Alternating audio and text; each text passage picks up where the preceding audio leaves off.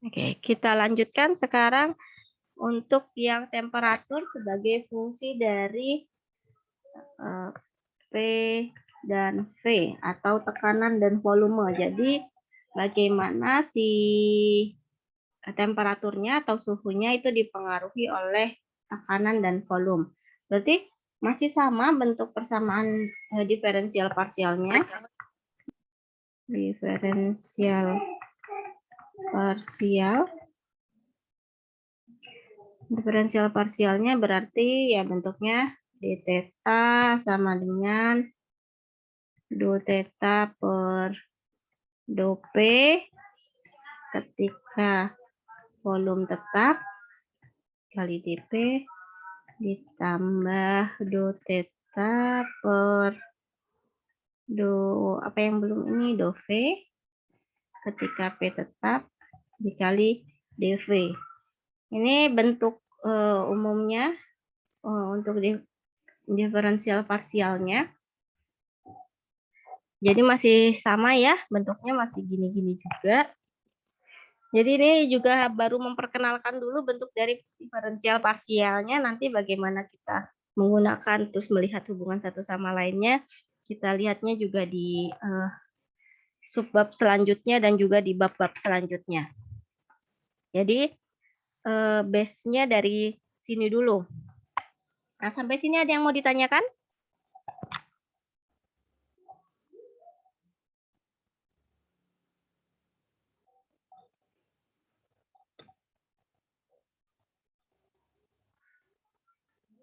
Ya, bisa dikatakan sampai bagian ini kita baru diperkenalkan dulu.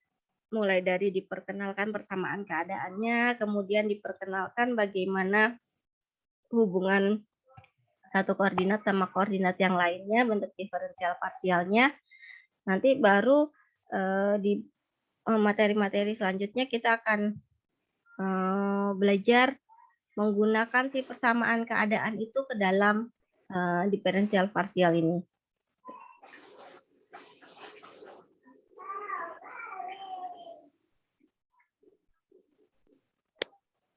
Oke, ada yang mau ditanyakan nggak sampai bagian ini?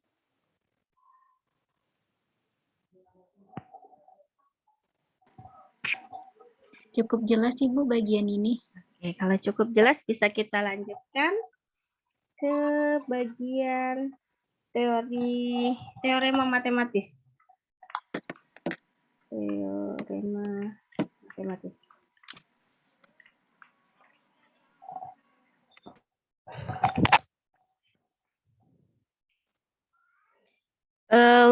Jadi di mata kuliah termodinamika ini dasar tadi kan kita sudah melihat bagaimana bentuk diferensial parsial untuk masing-masing fungsi ya.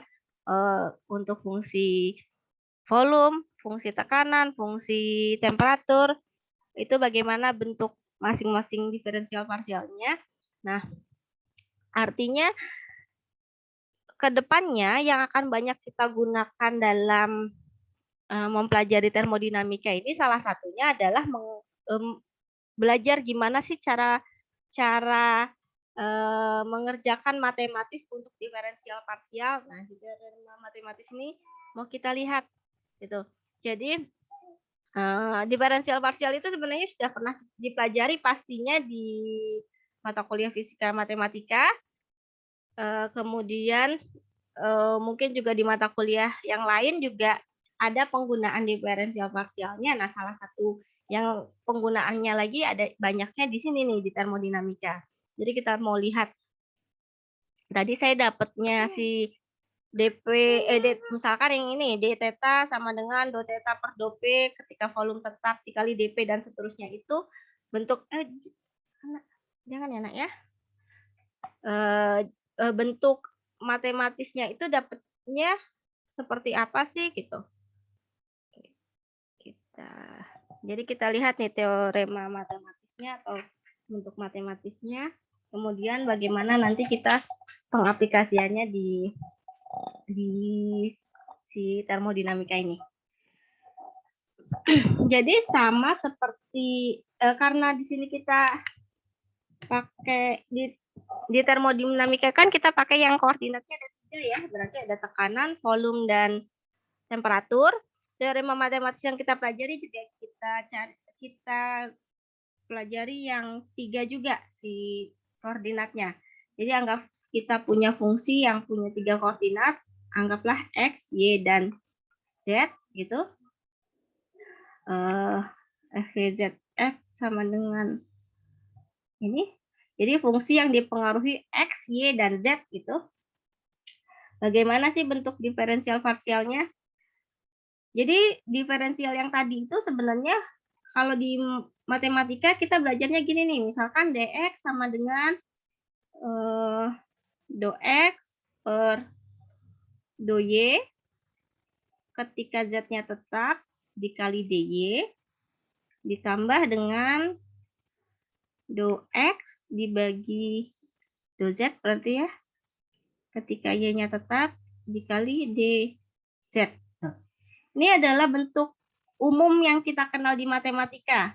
Tapi tadi kita udah dikenalin kalau di apa namanya? Di termodinamika bentuknya mirip seperti ini, hanya simbolnya aja yang ganti.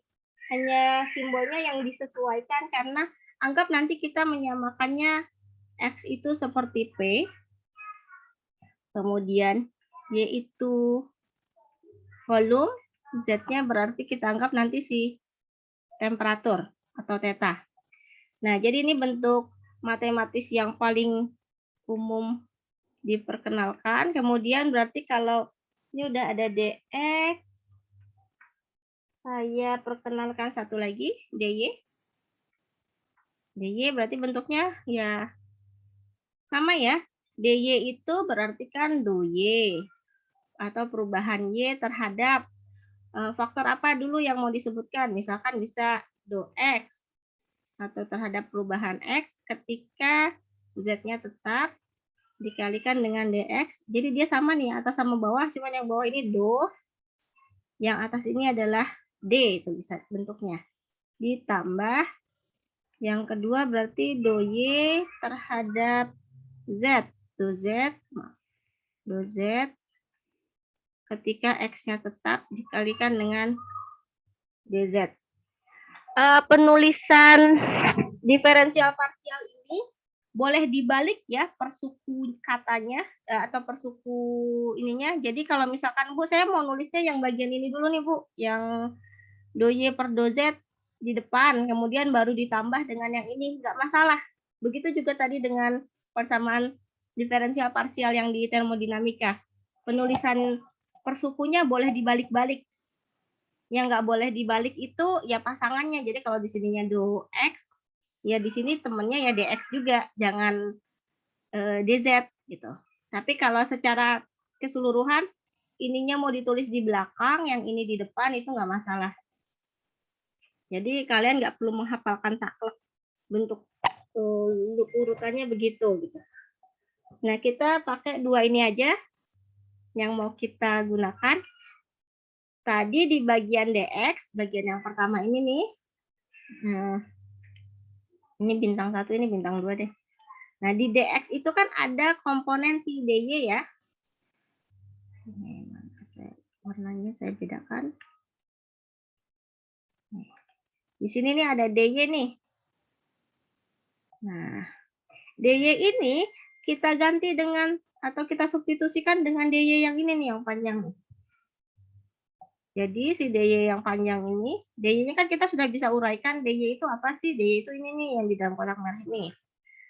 Si dy yang kotak merah ini kita substitusikan ke sini. Jadi nanti kita akan dapat persamaan yang cukup panjang. Jadi tadi dx sama dengan do x per do y saat z-nya tetap, ya, do x per do y saat z-nya tetap dikali dy. dy-nya kita ganti dengan yang di dalam kotak merah ini. dy-nya berarti biar kelihatan, kita pakai tanda kurung do y per do x saat Z tetap dx ditambah do Y per do Z saat X tetap dikali dz. Kemudian ditambah dengan, balik lagi ke kondisi yang ke persamaan awal, ditambah dengan bagian ini berarti ya, bagian belakangnya. Ditambah dengan do X per do Z ketika Y-nya tetap dikali dz. Jadi hanya mensubstitusikan si dy-nya ke dalam persamaan dx yang awal. Ini adalah dy. Nah, kalau sudah dapat bagian ini, kita bisa kalikan satu-satu. Jadi si bagian ini do X per do Y-nya kita kali bagi ke yang ini, kemudian kalikan juga ke bagian ini, kemudian ditambahkan dengan yang bagian belakang. Jadi memang jadi lebih panjang, tapi supaya lebih jelas, saya tuliskan uraiannya dulu. Jadi berarti kalau kalian yang bagian ini nih, kalian yang bagian ini hasilnya do X per do Y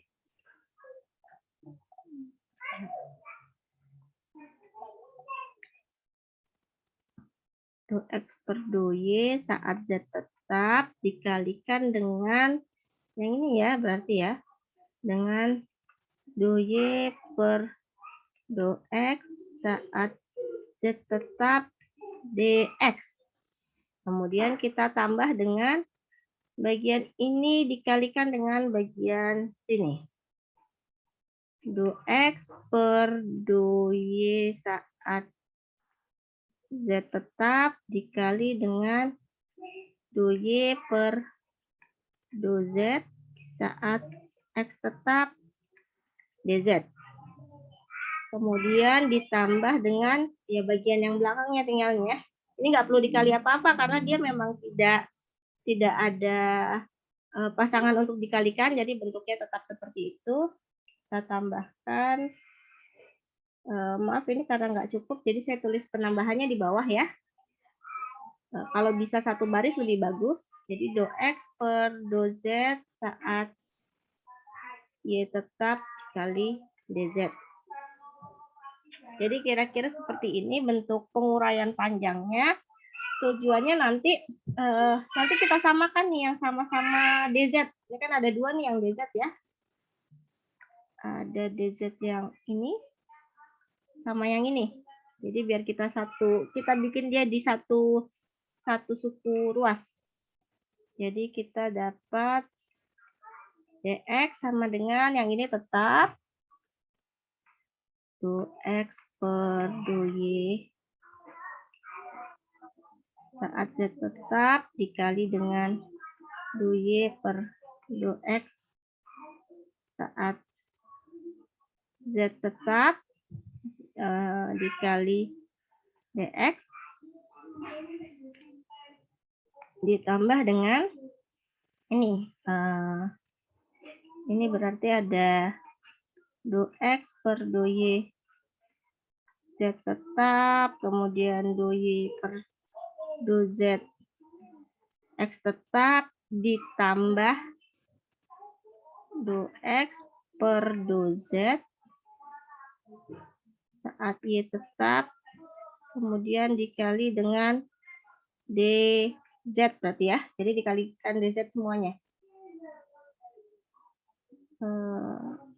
Saya tulis biar lebih ini dz gitu. Jadi cuman disatukan aja nih bentuk penulisannya. Sampai sini cukup dipahami? Atau ada yang bingung?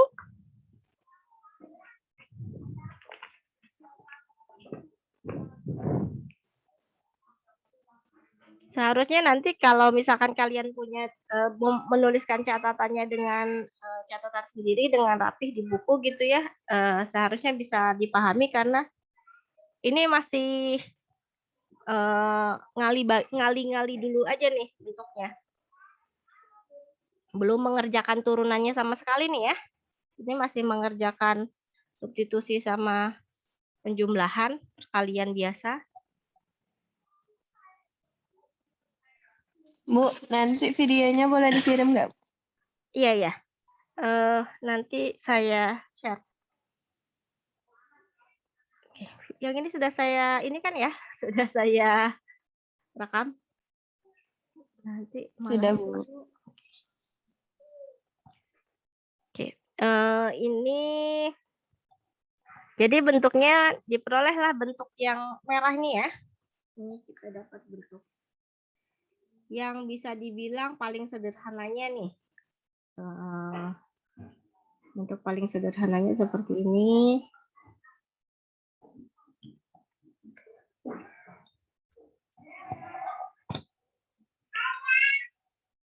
Jadi apa sih fungsi atau tujuannya tadi mensubstitusi itu, Bu? Jadi tujuannya kita mau ngubah kan tadi harusnya ada 3 variabel ya. Ada X, Y, sama Z. Nah, dengan kita substitusi ini nanti kita hanya akan punya 2 variabel, sisanya yang variabel bebas. Apa aja? Tinggal X sama Z. Dilihatnya dari mana, Bu? Ya dari ini dia bentuknya tinggal DX sama DZ. Sudah tidak ada lagi bentuk DY. Jadi kan kalau di bentuk aslinya mana? Ini ya. Bentuk aslinya misalkan yang ini gitu. Dia ada DX, ada DY, ada DZ. Yang ini juga begitu nih, di DY ada DY, ada DX, ada DZ. Jadi setiap setiap persamaan ini masing-masing variabel bebasnya masih 3. Nah, dengan metode substitusi itu kita membuat, jadi cara kita mempermudah supaya variabel bebasnya bisa kita reduksi. Jadinya tinggal 2. Tinggal DX sama DZ. Karena bagian depan sama bagian sini kan sama-sama DX ya. Berarti ya tinggal DX dan DZ aja variabel bebasnya. Jadi tinggal ada 2 variabel itu, X sama Z. Kalau kemudian kalian tanya kenapa Bu yang disubstitusi DY-nya bukan DZ-nya? Itu sebenarnya bebas aja, tapi karena contoh yang sudah sering ditunjukkannya pakai yang DY, kita ikut yang umum aja. Jadi kalau kalian mau yang disubstitusi DZ, supaya yang bebasnya nanti jadinya DX sama DY, boleh juga, nggak masalah itu, karena ini kan cuma matematis aja ya. Jadi bisa yang mana aja. Tapi karena saya ngikut buku, supaya saya nggak perlu nulis-nulis nyari-nyari ulang dari awal, jadi saya ikuti aja yang kita bikin hilang variabel bebasnya yang DY. Jadi tinggal DX dan DZ. Nah, setelah kita kita tinggalkan hanya 2 variabel yang bebas, kita bisa bikin 2 kemungkinan. Kemungkinan yang pertama itu adalah kondisi ketika DZ-nya itu sama dengan 0. Jadi ada 2 kemungkinan nih, berarti bisa jadi DZ-nya 0. DZ0 itu, D itu kan menyatakan perubahan ya. Jadi kalau kita bilang ngomongin ngebahasnya masalah turunan, D atau Do, itu artinya perubahan kalau secara fisisnya. Jadi DZ itu berarti menyatakan perubahan Z. Jadi kalau kita anggap nilai Z-nya tetap, berarti perubahannya nggak ada. Kalau perubahannya nggak ada, berarti DZ-nya 0 tuh. Kita anggap bahwa DZ-nya 0 dan DX-nya yang nggak boleh 0. Kalau DX-nya 0 juga nggak ada yang berubah ya, nggak ada yang perlu kita lihat, nggak ada yang perlu kita hitung kalau dua-duanya nggak berubah. Jadi kita lihat DZ-nya nggak berubah, DZ-nya 0 atau Z-nya nggak berubah, dan DX-nya yang mengalami perubahan, atau dia nggak sama dengan 0 nilai DX-nya. Nggak sama dengan 0 itu kan berarti bisa positif, bisa negatif perubahannya.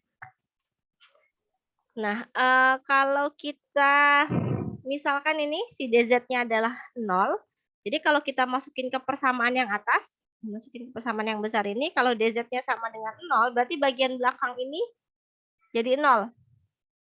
Jadi yang ini udah langsung 0 nih ya, karena dikalikan dengan DZ. Jadi kan kita misalkan DZ-nya 0.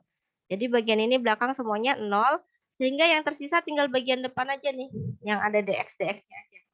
dx-nya tidak 0 tapi kita nggak langsung misalkan dia angkanya berapa gitu. Jadi kita tulis saja masih dx-nya tidak sama dengan 0 aja.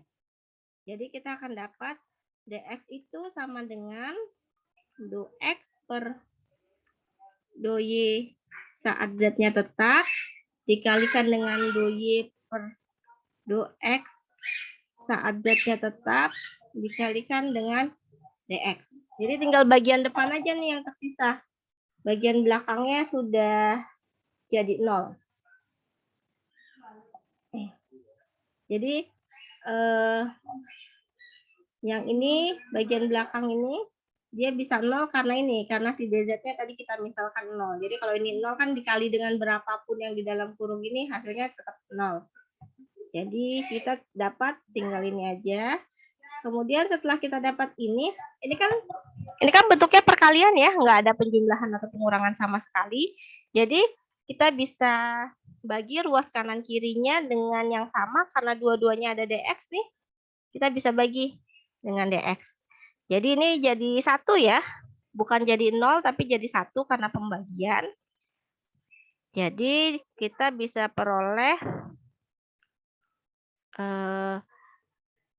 do x per do y saat z-nya tetap dikali dengan do y per do x saat z-nya tetap itu sama dengan 1. Ini cuman saya pindahin ke belakang aja nulisnya. Kalau di sini satunya di depan, saya bikin ke belakang. Jadi do y per Bu, maaf do x, sebelumnya. ya. Belum di-record ya, Bu? Sudah seharusnya ya. Sudah. Udah ya, Bu. Ngingetin aja, Bu. Sudah, Bu. Sudah di-record ya tadi. Sudah. Jadi do x per do y dikali z, do x per do y saat z tetap dikali dengan do y per do x saat z tetap itu nilainya adalah 1. Bentuk lainnya bisa kita tuliskan dengan kalau salah satunya pindah ruas itu ya, ini kita pindahkan ruas karena bentuknya perkalian jadi pembagian nih. Jadi do x per do y saat z tetap itu sama dengan 1 dibagi do y per do x saat z tetap. Ini salah satu bentuk nanti.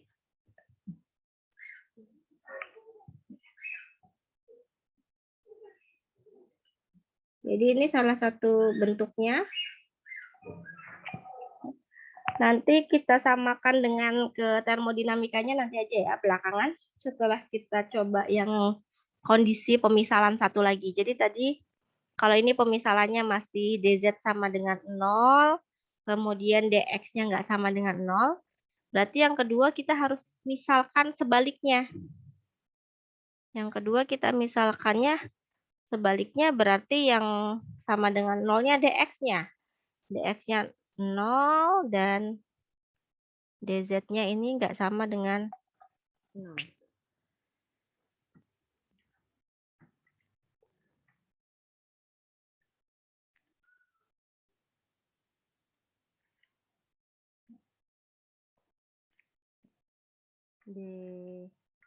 dz-nya tidak sama dengan 0. Nah, kalau yang 0-nya adalah dx, dx-nya 0. Kalau kita kembalikan ke persamaan yang ini nih, persamaan yang besar ini, dx-nya 0 berarti bagian depan sama bagian yang sini itu hasilnya jadi 0 ya. Karena dua-duanya sama-sama ada dx, sedangkan yang bagian belakang ini enggak 0 karena dz-nya enggak, katanya tidak sama dengan 0. Jadi persamaannya berubah jadi yang belakang ini.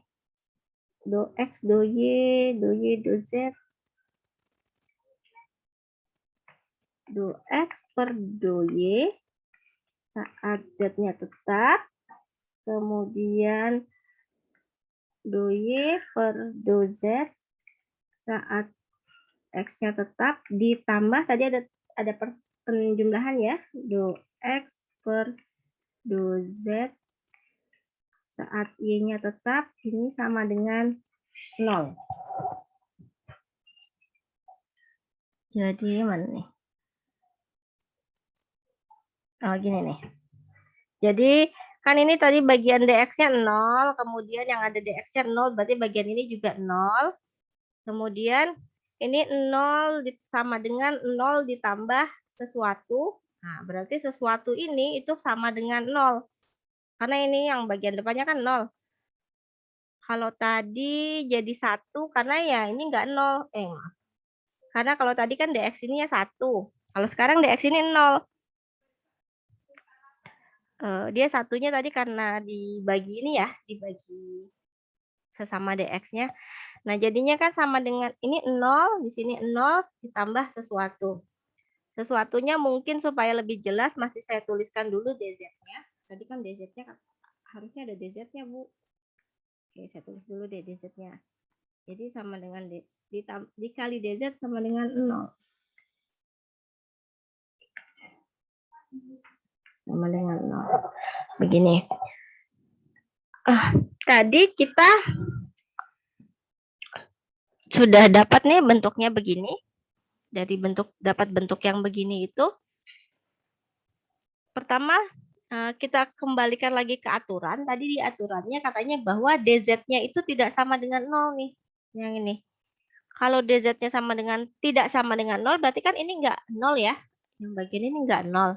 Sedangkan dia harus jadi sama dengan 0. Kalau harus jadi sama dengan 0, otomatis bagian yang di dalam tanda kurung besar ini itu adalah 0. Jadi kayak sesuatu yang bernilai, kalau mau hasilnya jadi 0 ya harus diangkat aja dengan 0. Berarti yang di dalam kurung besar itu yang nilainya 0. Jadi nggak usah dipakai kurung 0. Langsung aja jadinya do X per do Y saat Z-nya tetap dikali dengan do Y per do Z saat X-nya tetap ditambah do X per do Z saat Y-nya tetap itu sama dengan 0.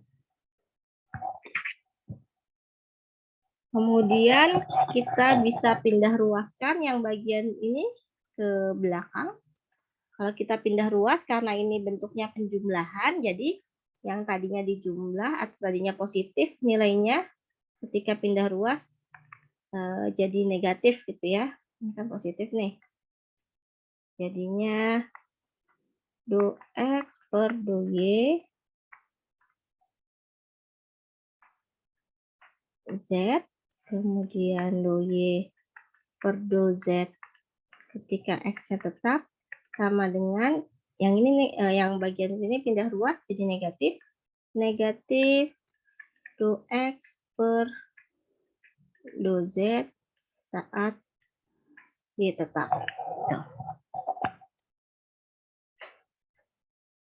Kira-kira demikian. Pada akhirnya nanti yang akan kita gunakan ya bagian ini nih.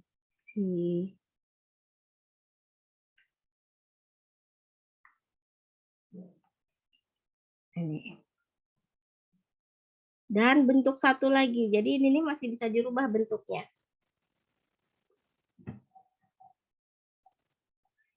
Jadi kalau di turunan ini, kita bisa pindah ruaskan juga. Kan tadi pindah ruasnya sebenarnya penjumlahan, kemudian pindah ruas jadi pengurangan ya. Tapi kan kalau kita lihat dari bentuk bentuk persamaan yang ini, jadi nggak ada bentuk penjumlahan pengurangannya lagi nih. Bukan dijumlahkan, bukan dikurangi. Hanya perkalian aja nih. Ada dua ruas, kanan sama kiri. Nah, si kiri ini bisa kita pindahkan ke kanan dalam bentuk perkalian lagi. Hasilnya bentuknya gimana, Bu? Bentuknya, ya yang ini kita tulis dulu yang ruas awal depannya. Do X, do Y, saat Z. Ini do Y, do Z, saat X. Nah, ketika ini pindah ruas, bukan dalam kapasitas dijumlahkan atau dikurangkan, jadi pindah ruasnya dalam perkalian pembagian. Jadi kebalik, yang tadinya do X per do Z, ketika pindah ruas jadinya do Z per do X. Ya. Dengan Y tetap, hasilnya sama dengan negatif 1. Jadi kalau ini kan kalau perkalian pembagian masih ada yang bersisa ya di sininya ya. Nggak kosong, nggak jadi 0. Nah, dua persamaan inilah nanti yang akan banyak kita manfaatkan. Jadi dua bentuk persamaan ini.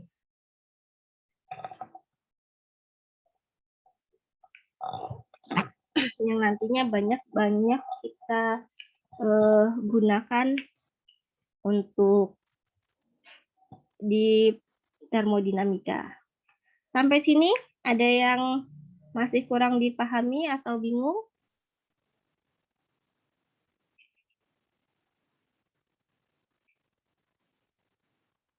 Kalau tidak, Bu. Oke. Kalau tidak, kita bisa lanjutkan ke kembalikan lagi ke bentuk termodinamikanya. Jadi kalau tadi ini kita nyarinya dalam bentuk teorema matematis pakai X, Y, Z, nah kita balikin lagi nih ke bentuk termodinamika. Jadi pakai P, V, dan theta. Ini sepertinya zoom-nya masih akan terhenti setelah 40 menit, jadi ini tinggal 7 menit lagi. Saya nggak tahu kenapa ini zoom-nya kadang bisa full sampai 3 jam, tapi kadang juga mati per 40 menit.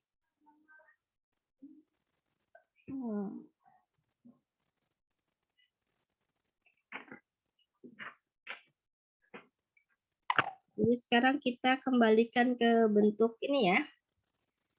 Ke bentuk persamaan yang apa namanya? Termodinamikanya. Tadi kita pemisalannya tadi X-nya itu sama dengan P atau tekanan gitu ya. Y-nya adalah volume, kemudian Z-nya adalah theta atau temperatur. Kita otak-atik dari persamaan yang atas ini dulu.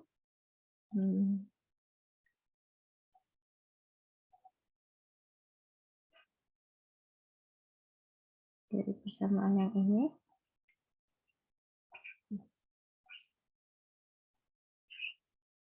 Jadi kalau di sini katanya do X, di bagian atas katanya do X, berarti tulisannya jadi sama dengan do P sebenarnya. Do P per do V saat tetanya tetap dikali dengan do V per do theta saat P-nya tetap sama dengan negatif do P per do theta saat volumenya tetap. Nah, itu berarti bentuk secara termodinamikanya. Kemudian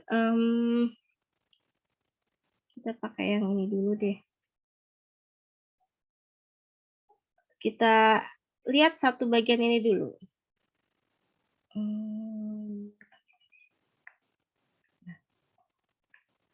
Do P per do volume, ketika tetanya tetap, itu bisa juga kita tuliskan dalam gini nih, jadi 1 per do V per do P saat tetanya tetap. Jadi istilahnya bisa kita balikan ruasnya, kita tukar ruasnya, jadi do volume per do tekanan, tapi ini jadi 1 per gitu. Jadi ini di bagian bawah nih. Itu sama ya nilainya. 1 per ini itu sama aja dengan 1 per do V per do P itu sama dengan do P per do V. Jadi persamaan yang atas ini bisa kita tuliskan dalam bentuk do V per do theta ketika P-nya tetap dibagi dengan ini. Do V,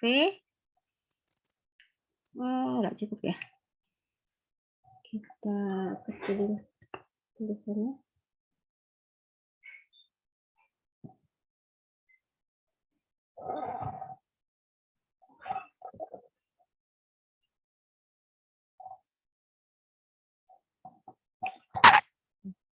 Jadi mana tadi? Jadinya do V per do theta saat P-nya tetap berarti ya dibagi dengan ini. Do V per do P ketika tetanya tetap sama dengannya tetap masih yang tadi ya, kita pakainya yang ini. Min do P per do theta.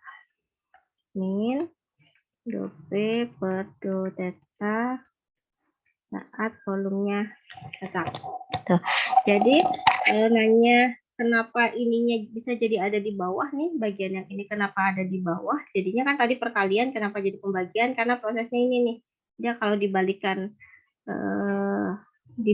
pembilang sama penyebutnya, bentuknya jadi berubah jadi 1/2. Jadi itu. Kemudian kalau sudah sampai bagian ini,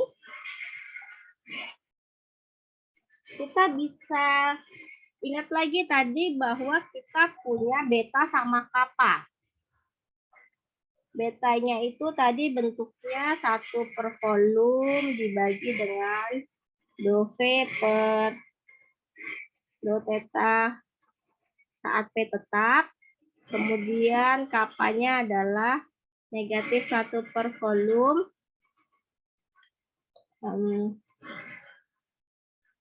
do V per do P ya. Yang ini saat tetanya tetap gitu. Mohon maaf sebentar.